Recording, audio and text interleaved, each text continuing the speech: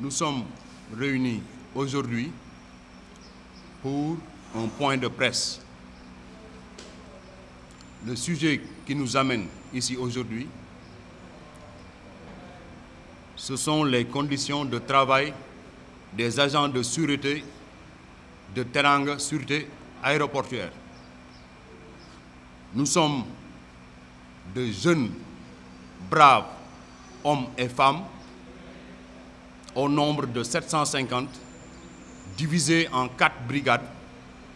Nous assurons l'inspection filtrage des personnes et de leurs bagages au sein de la plateforme aéroportuaire de Diass. La société pour laquelle nous travaillons, c'est bien entendu Teranga Sûreté Aéroportuaire, qui exerce une mission d'ordre public. C'est du domaine du droit régalien de l'État. Juste pour vous dire que nos missions sont sensibles comme celles de la police, de la gendarmerie ou de la douane. Il se trouve que depuis l'ouverture de l'aéroport AIBD, nous, agents de sûreté de TSA, travaillons dans des conditions exécrables. Nos salaires sont misérables. Nous faisons des shifts de 12 heures. Nous travaillons de 8 heures à 20 heures et de 20 heures à 8 heures et n'avons que 2 jours de repos. Nous sommes comme des zombies au sein de la plateforme. Nous sommes les dragons de l'aéroport qui traînons partout. Vous m'excuserez le terme, nous ñoy liggéey bi ñom wérdé ñu xaliss bi. Il faut que ça cesse. Maintenant, il y a eu un mouvement d'humeur. Le mois d'avril passé, on s'est très bien fait entendre par la tutelle, en l'occurrence, Monsieur le ministre El Malick Ndiaye, qui nous avait demandé de suspendre à notre mouvement d'humeur. Ce que nous avions fait depuis avril, mais on est toujours à l'écoute. Nos sœurs sont en train de faire des fausses couches pendant les longs shifts. Nos frères souffrent d'hernie discale, de douleurs lombaires et de nerfs sciatiques. C'est juste un système capitaliste mis en place par l'ancien régime. C'est quoi? On nous presse comme des citrons et quand le jus sera fini, on nous jettera si on est malade et souffrant. Voilà. C'était notre cri du cœur à l'endroit des autorités de ce pays. Si monsieur le président de la République, son Excellence Bassirou Diomaye Diakhar Faye, est au courant de ce qui se passe, ainsi que monsieur le Premier ministre Ousmane Sonko, on les invite à faire l'inspection filtrage de notre propre travail. Que la fouille soit complète au sein de la TSA. Nous n'avons pas choisi Barça ou Barsakh, ou le vol, ou Dunguru, ou quoi que ce soit. Nous sommes des jeunes dignes et fiers. Le Djoub Djoubel, Djoubanti, s'il est le slogan phare de l'actuel régime, mais qu'il se mette en place au sein de notre entreprise. Parce que nous n'en pouvons plus. Dafa doy. Nous ça fait plus de 5 ans à 7 ans. Il faut que ça cesse. On peut nous donner aujourd'hui une petite miette, une prime de risque de 20 000 par la main droite et on passe nous reprendre 14 000 ou 13 000 par la main gauche. Ce n'est pas avec une structure comme la TSA qu'on aura des salaires de 600 000. Quelqu'un qui résigne à nous donner 20 000 francs de plus, ce n'est pas cette entreprise-là qui nous paiera selon les standards de la plateforme aéroportuaire. Il est temps que la tutelle saisisse la balle au rebond et que la tutelle fasse les réaménagements nécessaires pour le bien-être des travailleurs de Teranga Sûreté aéroportuaire que nous sommes. Voilà. Aujourd'hui, c'est juste une infime partie des agents qui sont présents. L'autre partie est soit au repos ou bien au sein de la plateforme. Les délégués du personnel que nous sommes, attachés et collés à la base, parce que tout le monde n'est pas comme nous. Il y en a qui ont vendu leur âme au diable depuis des années-lumière.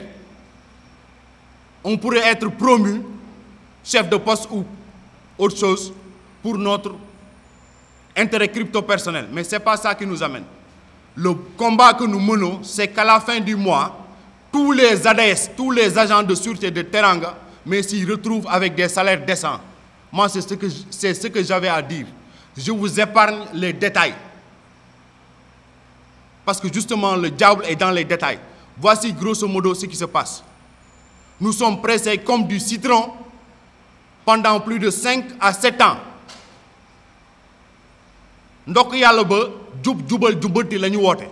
Si les autorités de ce pays sont au parfum de ce qui se passe, qu'ils fassent la fouille complète, l'inspection filtrage, mais de la société Teranga Sûreté aéroportuaire. Parce que nous n'en pouvons plus. Notre présence aujourd'hui, c'est juste un rappel. Un rappel par rapport à nos conditions de travail, qui sont des conditions exécrables, des conditions précaires, sur lesquelles nous vivons depuis pratiquement 5 à 7 ans.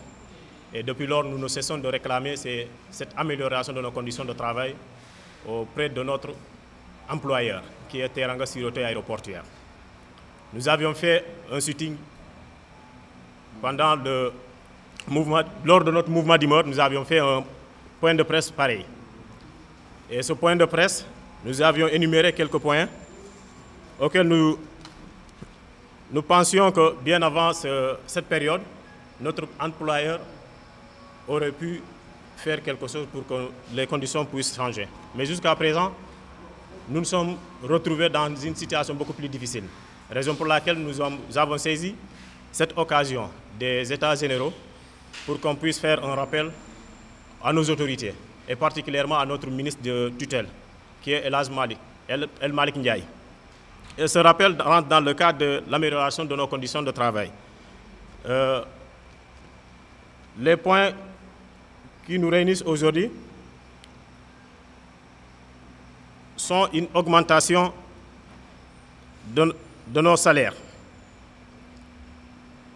une augmentation considérable des revenus mensuels à travers une hausse salariale de base jugée trop en deçà, l'octroi d'une prime de risque, d'une indemnité de sécurité aérienne, appelée ISA. Et cette prime de risque, pratiquement sur toute la plateforme, les entreprises qui s'y trouvent bénéficient de cette indemnité de sécurité aérienne. Et jusqu'à présent, TSA, nous ne cessons de réclamer cette indemnité, mais rien jusqu'à présent. Nous demandons également une prime de prudence pour les chauffeurs, une prime de sécurité aérienne, une prime renommée Presta pour les agents de la prestation compagnie et qui prend en compte les risques liés aux radiations de l'aéronef, les gaz carboniques issus des réacteurs et fuites de kérosène et autres risques autour. Cette prime sera l'équivalent de la prime X-ray pour les agents de la primaire. Nous demandons également la revalorisation conséquente de l'indemnité de logement que nous avons reçue tout récemment avec une prime de 20 000 francs. Et tout le monde sait que 20 000 francs ne peut payer même pas une toilette ici au Sénégal. Nous demandons également la revalorisation des primes X-ray et MPSA. Et par la même occasion, la mise en place d'un système de retraite complémentaire qui devrait commencer depuis l'année 2022 et jusqu'à présent et qui figure dans l'accord d'établissement. Et jusqu'à présent, cet accord n'a pas été respecté tel qu'il a été signé. Nous demandons également l'obtention des salles de repli bien équipées pour la primaire et pour la prestation compagnie. Et nous saisissons cette occasion parce que tout simplement, au niveau de la plateforme aéroportuaire, il y a des états généraux qui réunissent les acteurs de la plateforme, mais également le nouveau régime, en l'occurrence le ministre des Transports aériens. Et cette occasion, nous l'avons saisie pour lui faire un rappel par rapport aux conditions de travail que nous lui avons transmis lors de notre point de presse et de notre mouvement d'humeur. C'est lui-même qui nous avait appelé à cesser le port du brassard. Et depuis lors, on lui avait écrit et adressé une correspondance. un mémorandum et une lettre d'audience. Et jusqu'à présent, ça peine à se concrétiser. Et jusqu'à présent également, nous avons saisi des autorités de ce pays, telles que le Premier ministre, en l'occurrence le président Ousmane Sonko, dont actuellement nous interpellons directement le Premier ministre, le président de la République et le ministre de tutelle, pour que ces conditions puissent améliorer et ces conditions puissent être changées. Et actuellement, nous avons constaté depuis le port du Brassard que nous avions arrêté le mois de mai, vers le mois de mai, que les agents subissent des menaces venant de notre employeur, des menaces chaque jour, des licenciements, des demandes d'explication et des mises à pied.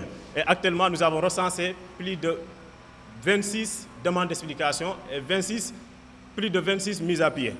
Et actuellement, les agents vivent dans des conditions précaires. Ce que nous demandons également, ce n'est pas un combat politique. Nous ne sommes pas dans un combat politique, mais c'est un combat purement professionnel, un combat syndical. Certes, le ministre avait reçu des explications venant de notre employeur, soit disant que nous sommes une organisation politique, ou soit peut-être il y a une organisation politique qui est derrière nous. Nous assurons le régime en place, qu'il n'y a aucune organisation politique qui est derrière nous. C'est un combat purement professionnel, un combat purement syndical. Et nous ne cesserons de le mener jusqu'à l'obtention de ce résultat, c'est-à-dire l'amélioration de nos conditions de travail. C'est ce qui nous a réunis ici. Je vous remercie.